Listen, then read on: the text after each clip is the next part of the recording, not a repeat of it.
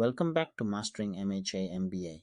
This is Chapter 12 of Managerial Accounting, Part 1 of 3, based on Managerial Accounting by Datar and Rajan from Pearson. Capital budgeting handled the multi-year bets. This chapter zooms in on the year directly ahead. How a company turns its strategy into a single, coordinated financial plan called the master budget. Part 1 is about why budgets exist at all and why the way we build them is changing fast. Picture a company with thousands of employees making decisions every day. Sales is promising delivery dates, production is scheduling shifts, purchasing is ordering materials, and finance is watching the bank balance. Without a shared plan, those decisions collide. The budget is that shared plan. It forces every part of the organization onto the same map of the year ahead, so the salesperson's promise and the factory's schedule and the cash in the bank all line up.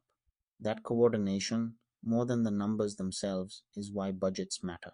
The master budget is the comprehensive financial plan for the coming period, usually a year, broken into months or quarters. It has two halves. The operating budget builds up to a budgeted income statement covering revenues, production, and expenses. The financial budget covers the money side, the capital spending, the cash budget, and the budgeted balance sheet. Together, they answer two questions. What do we expect to earn, and will we have the cash to pull it off? We will build both halves in part 2. Today, the why.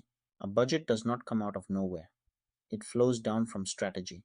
Strategy sets the long-run direction, where the company wants to compete and win. From that come long-range plans spanning several years. The annual budget is simply this year's slice of those plans made concrete. This ordering matters. When budgeting is disconnected from strategy, you get a plan that is precise about the wrong things. The budget should always be in service of where the company is trying to go, not just a copy of last year with a few percent added. Budgeting is a cycle that repeats every period. First, plan, setting expectations and getting agreement across the organization. Second, act as managers run their units against that plan. Third, compare, measuring actual results against the budget to see where reality diverged. And fourth, investigate and learn, using those gaps to provide feedback and shape the next budget. Notice it is a loop, not a one-time event. The real value shows up in that third and fourth step, the comparison and the learning, which is the entire subject of the next chapter. Why go through all this effort? 4 payoffs. A budget compels managers to plan ahead instead of just reacting. It coordinates activities across departments so the pieces fit. It provides a benchmark, a yardstick to evaluate actual performance against later. And it communicates goals throughout the organization and, done well, motivates people to hit them. That last one is double-edged because budgets shape behavior in ways that are not always healthy, which is exactly what part 3 of this chapter digs into. How long should a budget cover?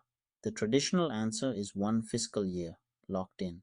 But a static annual budget can feel stale by month 3. So many companies use a rolling budget, also called a continuous budget. As each month or quarter ends, you drop it off and add a new one at the far end, so you always have a full year of plan in front of you. The budget never expires, it just keeps rolling forward. And as our first update shows, this is exactly the direction modern finance teams are moving. The purposes of budgeting have not changed. The methods are changing fast. Inflation, supply shocks, and uncertainty have strained the old once-a-year ritual. 3 updates show where budgeting is headed.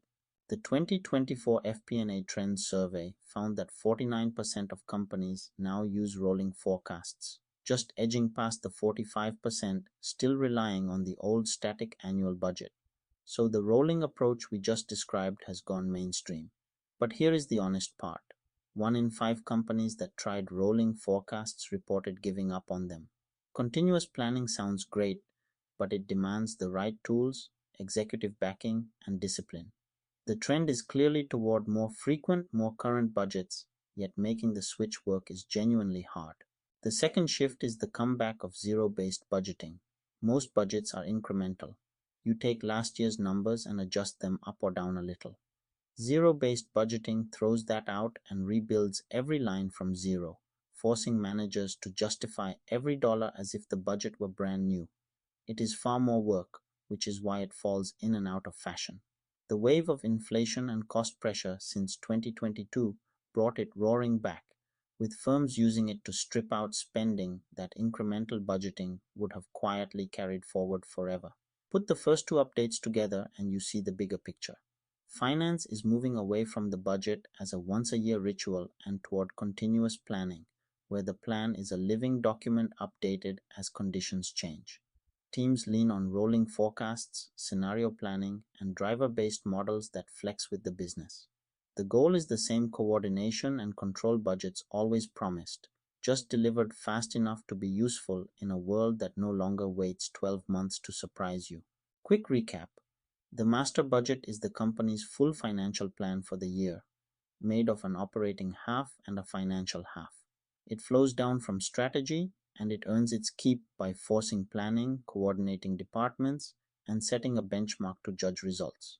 And the modern version is less a once a year event and more a continuous rolling process. That is the why. Next, we build the thing. So now you know why companies budget and how the practice is evolving. In part 2, we roll up our sleeves and actually build a master budget in order, starting from the sales forecast and working all the way down to the cash budget and the budgeted balance sheet. You will see how each piece feeds the next. See you there.